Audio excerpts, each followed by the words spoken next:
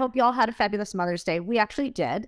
I did a really nice post for mom. Yeah, I posted, but I also was with mom and told her happy Mother's Day. I saw that Jim Carrey meme that was pretty funny. Like, oh, I totally almost, I posted on Facebook or something and it was cute. But yeah, we have to get better at reaching out, picking up the phone, being present and being together. And I think COVID's actually taught us that. We've learned to just appreciate the little things. Like I used to dread going to these like dinners because we had little kids and it would be like, okay, get the kids ready. Let's go. Let's just get it done with and let's go home. And I think I noticed, and I'm sure some of y'all did too, if you got to go out to eat or whatever you did, that I really enjoyed the dinner. Like I just took it all in. I wasn't sitting on my phone the whole time. I enjoyed my mom. I enjoyed my brothers. Um, it was an interesting holiday for me. If y'all didn't know, I'm going through a separation and I haven't been very open about it, but I will say it to my listeners and anyone tuning in here. This really challenging the last 6, 7 months have been for me, the kids, and obviously my husband. So it was an interesting day, but he sent me a nice message via text and it was really important. It was really important to me, because you can go through a lot of stuff, but my kids are everything and they are to him too. And so it was a really nice message. So I appreciated that. But I know that, the family dynamics during holidays and Mother's Day for me, I've nenever loved it. I don't know if you feel the same way. Some people, I've always been pissy with people who are like, oh my God, me, my mom, my best friends. Like I never had that when I was younger. And even in the last few years, there was still some turmoil. There was things that happened with my oldest daughter, and my mom, and it was always just challenging. And you bring it for me, I would always go back to the past and I want to hang on to it and be like, well, this happened. But I'd always pull myself out of it. We were pretty good, us kids, me and my brother Travis, really, I feel took a really good road when it came to some of the things that happened when we were younger. But there is hurt and pain. And so first we're going to talk about we'll hit the separation part in a little bit because I will talk openly about it a little bit and then talk about just dynamics in families because I know at holidays, and even though Mother's Day isn't one of the biggest holidays, I did go through, we went through Christmas time and that separated as well. And that was really hard. I had a lot of depression and, you're running a business. Like, so for people listening, if you're running a business, you have to live, like life still goes on. You have all these things, right? And I've, done to counseling and I've done the healing therapies, like all different kinds. I have healer friends and people who do therapy. And, we do that. We keep our mental health in check. Is, when you're running a high level business, multi-million dollars and you have people depending on you, you have to take care of yourself. And so for me, a lot of the times taking care of myself is being very quiet and very secluded, which can also be detrimental when I need somebody because I'm really good for a certain amount of time. And then if I'm good for too long by myself, I'm like, whoa, I'm not like having any human connection here. I haven't had a hug besides my kids, like giving hugs and just having that emotional feeling, like from friends. And it was like, I need to be around people more and I have to push myself and remind like, hey, I've got to reach out to my friends. I can't wait for somebody to reach out for me. So learning how to do that was really important for me this year.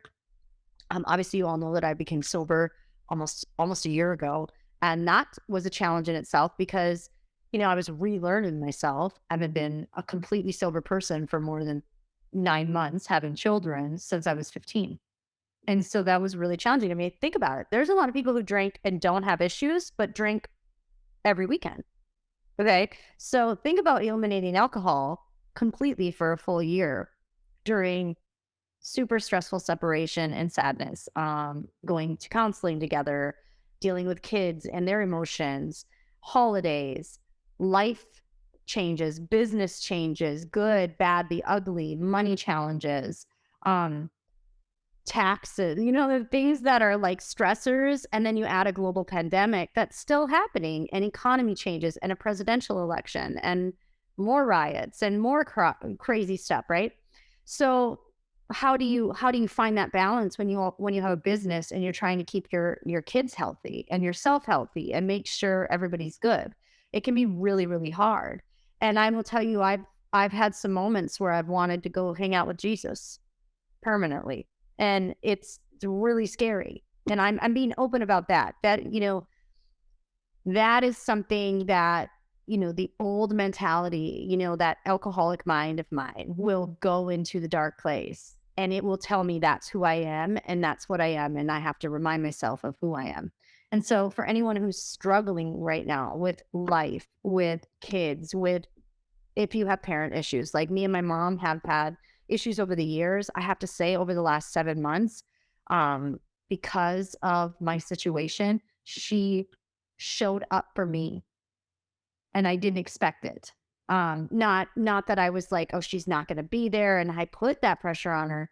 I didn't ask for it, but she was there, and it gives me a little teary eyed because I was really scared, going into, okay, I'm going to do this on my own, and I have to be alone again for the first time in 17 years, which for anyone that's scary. But losing a partner and a best friend, and and there's no victim here because I'm not saying that anyone did anything. I'm saying that this was a choice that I made and ultimately we are making together to move forward and, eventually probably get divorced.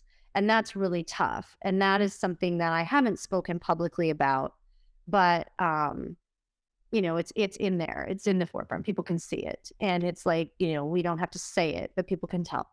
And so, the pressure of being on social media has really got to me too at times. And I finally decided yesterday, like, I'm done with TikTok. It doesn't serve me. And now, can you make money there? Yes. Can you build a business there? Yes. And I salute anyone who's going on platforms and rocking and crushing and trying. But for me, I didn't love it. It didn't matter what kind of video it was. It just, in my life right now, that is not the platform for me. I don't feel good on it. I feel like I'm exploiting myself in the wrong way. And I just didn't feel right and I didn't get comfortable with it. And for me, I am on Instagram and Facebook. So those are my platforms for now. And that's where I'm going to stay. And I'm focusing on fixing up my Instagram and making it fabulous. And so I made some changes yesterday and I'm going to go in a different route. And, I think for business right now, if we go back to business, because I'm talking about a lot of stuff, I'm going personal, crazy, all over. I encourage you in business, go with your gut. I've never liked TikTok for myself. I see people crushing it. But for me, TikTok is not my platform. It's not going to be my platform. I don't like it. I don't enjoy it. It doesn't give me joy. And therefore, I eliminate it. Even though there's tons of pressure to be on it, even though there's people really crushing it, I am all about relationship building. And for me, I can go viral, but I have zero relationships with these people. And the stuff that was working for me, like what was actually getting like 3,000, which is nothing on TikTok, I know that. But what was getting me the likes was if I showed my body more or if I was being provocative. I don't want to do it. Like I'm at the time in my life where there's parts of me that do want to remain private. I have a body. I have a sexy body. If I want to show it, great. But it's just not the platform that I feel like getting a video out of me, it felt good. So I just ended it. I may go back to it one day, but right now, no. It's just not my platform. I don't love it. I'm not doing it for money. Like, yes, you can make money in a lot of places, and TikTok, yes, I just choose not to do it there. I also eliminated the app called Clubhouse. It was really great at first, but I was spending way too much time on there and there was no money making time. Like I was getting tons of value, but after a while it was the same thing over and over. And for me, I just chose to eliminate it. It was giving me notifications every day. I'm like, out. I got to be done. I'm not going to go back on it. Did I love it? Yeah. Did I make some connections? Great. But I wasn't utilizing it the way that some people are, which I also applaud. It's just like TikTok. If you're utilizing it and reaching out, making connections, great. But it was too much noise for me. And this is the other thing. Do what makes you happy. You have to love what you're doing in business. And for me, going through this year of sobriety and separation and all the things, you have to start saying no. You have to start saying, this isn't bringing me joy. Like, I'm only doing it because everyone else is doing it. I don't want to be that person. Like, I don't want to be that person. So I'm just encouraging you as a businesswoman to trust your gut. And it's okay if you don't want to do what everyone else is doing. It's okay. Now, there are things that if you're struggling and that might be a good avenue for you, don't knock it and don't like kick it away. Give it a shot. I gave it a 90-day solid run. That doesn't mean that I shouldn't give it more. I could, but for me, the way it was going in all directions, I'm like, this is just too much extra noise. I also eliminated Snapchat, which I've never used. I have the app. I get notifications. I never open them. And I only had like 5 people on there. I'm good. I just don't need Snapchat. I actually feel if you're over 40 and you're on Snapchat, I'm sorry. It's just used for the wrong things. You know, if you have to be on an app where pictures disappear, and I'm not saying that you can't do that stuff, but I'm not on the app for that and I don't want the app. So I don't need it. I'm not going to date somebody I meet on Snapchat. That's just a reality for me. And I'm holding strong on that. So, and I'm not dating anyone anyways, but I'm saying like these things don't serve me. I don't want them, and taking them off even my screen. I didn't even use 2 of them. I'm just a happier, relieved person. Don't mind look at this. This is from working out. Look at this. You think working out with kettlebells. Like I only use it like once, twice a week, but it just does it to my hands. Look at that. And I got like dead skin. How funny is that? Okay. So Mother's Day, let's go back. Family challenges. You know, my brother and I, there's been many of holidays, birthdays that have been completely destroyed. Even in the last 6, 7 years, where we get in family blowouts. Me, my brother, and my mom. And some of them are really bad. Really bad, where, you know, you say that you're never going to speak to somebody again, and that doesn't happen, you know, it always comes back around. You know, having this Mother's Day was fun. I had all 3 of my kids there. I had both my brothers there, you know, it was nice. It was quiet. We had fun. Like, you know, everybody visited, and then we had to go because actually the restaurant kind of wants you out. But I think if you're having challenges, something that has helped me was really focusing inward. You can't fix the other person. And when it comes to a parent, your parent's only going to be here for so long. I'm not going to have my mom forever. And the fact that I still have my mom is a blessing. I lost my dad, oh my God, 13 years ago. And I miss him every day. And it's like there was a recording on my answer machine and I deleted it.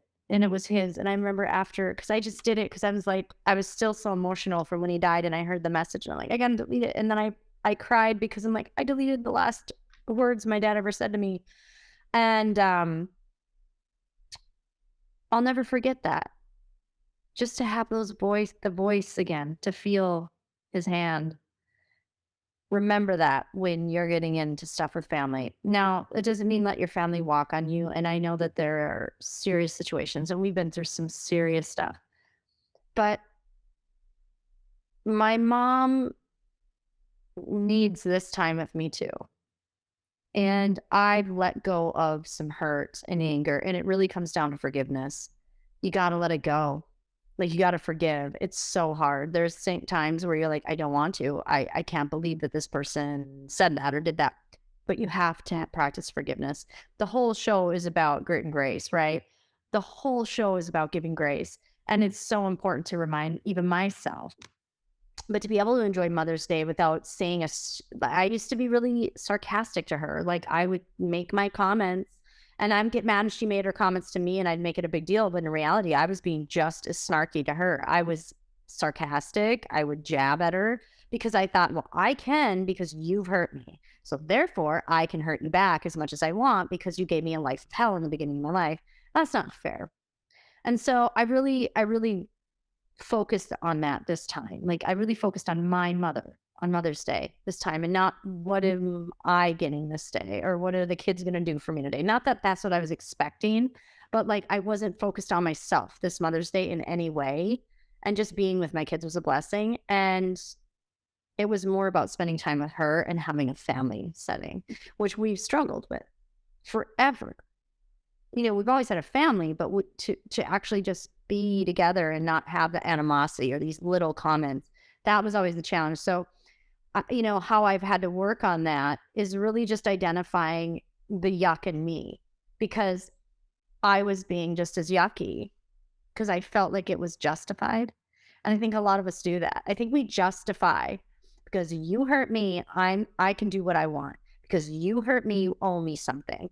And that is just absolute BS. That's absolute BS, because things I've realized during even the last 3 years, going through major, major, major life things, lawsuits and loss and serious emotional issues, breakdowns, and, personal relationship things. It's really shown me like this is what my mother was going through all the time, like high level stuff. And I was unable to see it because I was angry. And so it was really important for me to sit back and go, this woman was going through all the things, like, and some of the things I've never even experienced, nor would I ever want to. And she did it with grace, but I mean, not all the time, but she got through it and she had her kids. And I mean, I look at some people right now that I'm like, I don't think you could make it through that. Like the stuff she survived was serious. So I always call her a warrior. In the last 6 months, I've ended up calling my mom a warrior. And just, I've really looked at her in a different light, because it took me going through so many hurdles and trauma to finally see that this woman had serious trauma, and I was putting her down for it instead of going, wow. And I how could you as a child? As a child, you need your parents, right? But sometimes our parents or we can't be that person because we are facing so many things. And right now, parents around the world are going through massive shifts. I mean, my kids have dealt with emotional things. They've had a lot of physical things go on. My son is, he's really struggling with like being active, and they love video games. Like, and what do? You can't say, well, at the time, in the winter, we couldn't say go outside. It was freezing. We do our best as parents. You're like, okay, we can go ice skating. We can do this. But when you can't, and when parents are home working, like there's this huge shift that happened in the last year and a half. And I think we all have to look at that and go, wow, we freaking got through it. But there's going to be some trauma after. There's going to be aftermaths after this. Our kids are going to need some therapy. Our kids are going to have to talk about this. There are kids who hadn't left their house. Now they have social anxiety. With a couple of our kids' friends, they're having social anxiety. People I know, they don't want to go out. They don't want to leave. They haven't left their house in 2 years, a year, whatever it is. It's a real thing. The first few times I traveled after this, I was on a plane and I was having panic attacks. I'm not afraid of flying. I just was having panic attacks, and I had to be talked down. I was messaging. Thank God I could pay the little fee to message. And I was messaging going, what's going on? My brother had to walk me through 2 different times. Like, why was that happening? And it was because our social fabric was torn and we were shoved in our homes. And so we really need to focus on, how do we heal from this? How do we heal our children? How do we heal ourselves? And then turn it inward and look at what's important right now. What did this pandemic teach us? What did the state of the world teach us? We need to be present in the moment right now. That's what it taught me. And even in my business, what can I do to be better? Well, putting me on 7 more platforms isn't making me better. Putting me on 2 where my focus can be strong, and giving me the team and working with them and plugging them into the right people who are going to take them farther than I can take them. Because it's not about me. It's just me. I'm the connector. I'm going to connect you to somebody who can help you better than me. My strengths are my strengths. You get those. What you need outside of me, that's what I find for you. And I think that was what I really realized in the last 2 years. I was so hard on myself in business because I would think, well, I have to be the leader who does it all. If I have to have all the strengths, and if I screw up, I'm a failure, right? No, that's not true, because everybody goes through this. I'm not an organized person when it comes to like a calendar. I had to get better at my calendar. I got better, but that's not my biggest strength. I'm not good at taxes. I hired somebody who got me good at taxes. It's not my strength. So find it. Quit putting yourself down for the stuff you're not good at, and find somebody who can do it with you or for you, and have them do it, right? Delegate. Leadership is about delegation too. It's not about managing, it's about delegating. Who can I bring in for this person? Who can come in and help the team here? Who can come in and help me so I can be better for the team, right? That's what it's all about. And so that's what I've learned over the last 2 years as well. And, as we go back into some personal things and relationship stuff, having one of the most challenging, blessed, but also blessed, like I've had some of the best things in business and life happen, and also some of the hardest things, was being clear for this part. Being clear, not being a hot mess express for my kids. Like, my kids can't come to me right now and see a mom that's broken down in a train wreck. That wouldn't have worked.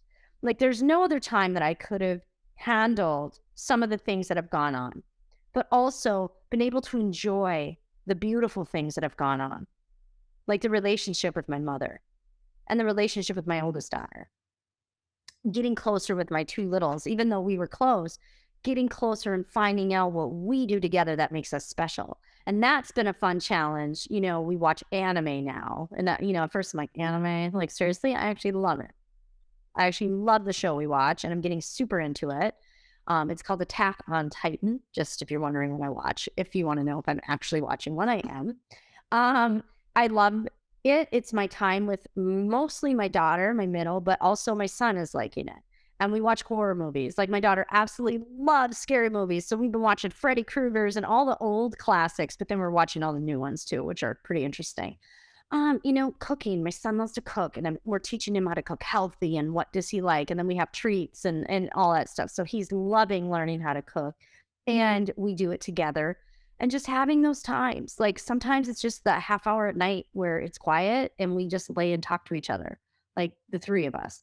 And that's really cool. My oldest daughter's with my mom, so she's not at my house all the time, but it's definitely been a year of repairing relationships as well. So as much as things have broken down, it's also been a year of repairing and looking inward and seeing what you can do to improve yourself, but also forgiveness, giving yourself grace when you need it, and really taking time to heal and asking for help. The other thing that I've really mobbed onto is I'm not afraid to ask for help anymore. I'm not, because I want to get help. If I have to go to treatment or therapy, I should say therapy. If I have to go to therapy once a week, I will. If I have to, call a healer and get Reiki done, I will. If I have to dive deeper into my emotional healing and trauma, I will. Like, I'm ready for it. And sobriety has given me that blessing and so many other things. And so, I'm having a coffee right now, and it's probably cold because I let it sit here while we were chatting, but yeah, it's the little things, like cappuccino with a little caramel on it and marshmallow toppings. I love it.